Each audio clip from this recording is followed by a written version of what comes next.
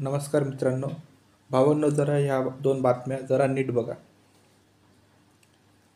एक यादव कथावाचक जो श्रीकृष्णाची कथा वाचत होता, त्याला या मनुवाद्यांनी कथा वाचताना थांबवले आणि त्याला कथा वाचल्याबद्दल माफी मागायला लावली.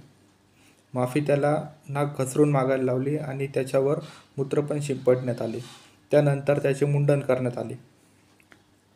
एक कथावाचक जो श्रीकृष्णाची कथा लोकांना वाचून दाखवत होता आणि मुळात श्रीकृष्ण हे सुद्धा यादवच आहे, तरी एका यादव कथावाचकाला अशी शिक्षा झाली. त्यानंतर शंकराचार्य अविमुक्तेश्वरानंद महाराज पण बोलतात की कथा वाचन हा फक्त ब्राह्मणांचाच अधिकार आहे.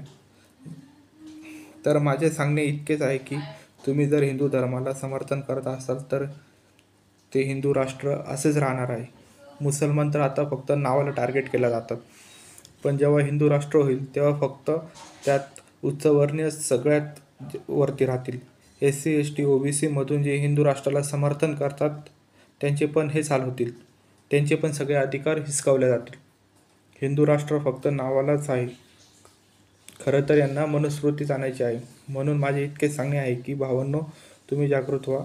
तुम्ही इतकेच जाती धर्माकडे लक्ष देत असाल, तुमचे तितकेच नुकसान होईल. तुम्ही विज्ञानवादी व्हा आणि मानवतावादी व्हा. धन्यवाद. जय हिंद, जय भारत.